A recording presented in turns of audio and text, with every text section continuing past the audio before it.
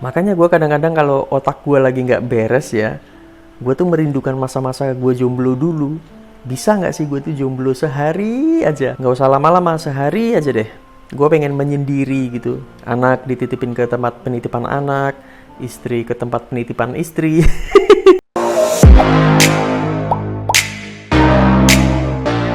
Oke, ini adalah part keempat, kita lanjut.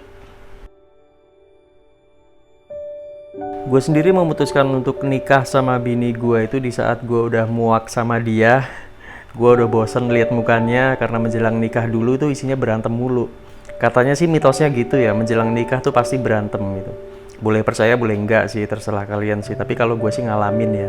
Jadi hari H-7, H-7 sebelum nikah, itu bini gue minta putus, men. Itu gila sih, H-7 gitu minta putus, lu bayangin. Padahal waktu udah mepet, masih banyak dokumen belum dilengkapin, souvenir belum ada, malah berantem minta putus. Gara-garanya dulu rokok. Istri gue tuh orang medis. Gue dulu janji mau berhenti merokok gitu kan, tapi gue gagal mulu karena candunya itu kuat banget di gue. Jadi gue berkali-kali gagal, akhirnya puncaknya tuh bertengkar hebat, masing-masing menunjukkan egonya, semuanya keluar kata-kata kasar, akhirnya gue ditanya, kamu pilih aku atau pilih rokok gitu. Karena gue udah emosi kan, sama-sama emosi, dua-duanya emosi. Karena gue udah emosi, ya gue bilang aja, ya pilih rokok lah gitu. Akhirnya dia minta putus. Karena dua-duanya tuh udah sama-sama nggak bisa mikir gitu loh. Ya tapi nggak pas H-7 nikah juga kali. Paling nggak ya H-1 gitu loh. Ini tuh gedung udah di DP gitu, kacau pokoknya. H-3 baikan, terus semuanya diurus, ngebut. Akhirnya hari H semuanya lancar tanpa ada satupun yang tahu peristiwa ini. Wow, gokil sih. Jadi gue tuh udah muak sama bini gue dengan kelakuannya, dia juga udah muak lihat muka gue. Tapi kita berdua udah komitmen, semuak-muaknya kita siap menghabiskan sisa waktu hidup bersama dengan orang yang paling gak jelas itu. Istri gue tercinta. Semakin banyak pertengkaran yang bisa kita lewatin, tuh gue makin cinta sama dia. Level cintanya tuh bertambah. Kalau orang ngegombal kan zaman dulu bilang, belahlah dadaku. Widih, belahlah dadaku. Kalau udah lama nikah, bilang belahlah dadaku, itu isinya jahitan semua, men. Tambalan-tambalan gitu, bekas pertarungan. Karena udah sering namanya saling menyakiti gitu loh. Hati belum sembuh, masih sensi gitu, udah ribut lagi. Sering, sering. Siap-siap aja, makanya kalau lihat foto kakek-kakek sama nenek-nenek yang dari muda sampai tua itu masih langgeng, itu sebenarnya nggak mulus-mulus amat. Itu artinya mereka tuh berhasil melewati ribuan pertengkaran. Karena makin tua tuh makin, oh ya udahlah, emang dia orangnya kayak gitu. Orang yang gua cintai emang kayak gitu. Sisi buruknya udah bodo amat gitu loh. Udah nggak ngelihat cinta tuh karena cantik atau karena seksi atau karena suaranya bagus atau sabar dan lain-lain. Standar cintanya udah bukan itu lagi. Cinta itu udah bukan karena sesuatu yang dia miliki, entah itu sifat atau fisik atau syarat-syarat yang lain. Standar cintanya itu udah nggak pakai syarat apa-apa. Gue cinta sama dia karena dia masih ada. Gue cinta sama dia karena dia masih hidup. Selama dia hidup, gue mencintai dia gitu. Tapi ribut mah tetap, berantem mah tetap. Tapi endingnya tetap harus cinta gitu loh. Walaupun hati itu babak belur, tapi maju terus, nggak ada kata mundur.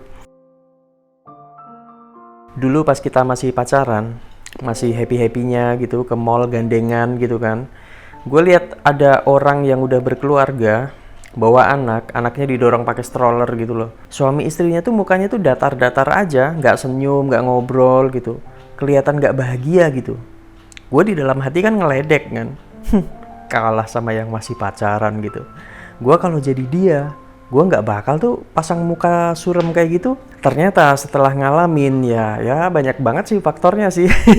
Mungkin mereka kecapean sama urusan rumah, terus nggak saling ngobrol itu karena mungkin udah kehabisan bahan obrolan. Karena pacaran aja kadang-kadang sering kehabisan topik kan, ya apalagi yang tinggal serumah. Jadi gue paham sih kalau makin kesini tuh yang diobrolin tuh cuman yang penting-penting aja. Kalau sama-sama nggak punya topik, ya itu udah sama-sama tahu gitu loh. Udah nggak ada lagi yang namanya, kok kamu diem sih, ngobrol dong gitu. Nggak ada yang kayak gitu. Jadi kayak udah bahasa tahu sama tahu gitu loh. Kayak seolah-olah tuh, aku lagi nggak pengen ngobrol sama kamu nih, aku lagi nggak punya topik. Iya sama aku juga, ya udah kita jalan-jalan aja gitu. Kira-kira kayak gitu kalau dibahasain. Tapi nggak diomongin, walaupun nggak ngomong langsung kayak gitu, tapi seolah-olah tuh situasinya kayak gitu. Jadi bukan berarti mereka tuh jalan-jalan nggak bahagia ya, tapi standar bahagianya itu udah beda. Mau ngobrol oke, nggak ngobrol juga oke, gitu nggak masalah. Bahkan muka pasangan yang lagi nggak menunjukkan bahagia pun itu udah nggak jadi masalah gitu. Nggak terus, kamu kenapa kok mukanya cemberut gitu, nggak ada kayak gitu. Emang dua-duanya lagi pengen bengong aja, nggak akan jadi masalah karena udah mengenal terlalu dalam. Nggak ada ceritanya pulang-pulang terus, sayang tadi kok kamu kok di mall kok banyak diemnya sih, nggak ada yang kayak gitu. Pulang-pulang ya udah cuci tangan, ganti baju. Paling kalau ngobrol ya, tadi enak ya makanannya ya, iya murah lagi gitu. Udah gitu doang. Banyak pemakluman-pemakluman atau saling memaklumi di antara suami istri walaupun nggak terucap. Makanya kenali dulu pasangan kalian, itu penting banget. Jangan bangga kalau nggak pernah ribut. Justru itu ada yang salah sih menurut gue sih. Justru kalian tuh bakal tambah mengenal pasangan kalau kalian tuh pernah ribut. Nah itu menurut gue ya. Karena pas ribut-ribut itu adu argumen kan. Di situ kalian bisa tahu jalan pikiran pasangan kalian, itu aja. Jadi dari part 1 sampai part 4 itu poinnya tuh kenali dulu pasangan kalian dengan bener-bener. Terus jadilah diri sendiri dengan segala keterbatasan kalian dan saling memaklumi. Maka kalian gak akan banyak PR pada waktu kalian berumah tangga. Udah itu aja. Thank you buat semua yang udah nonton dari part 1 sampai dengan part 4. Gue doain kalian yang udah nonton video ini, yang masih pacaran, gue doain kalian cepet nikah dan langgeng sampai tua. Amin. See you next time.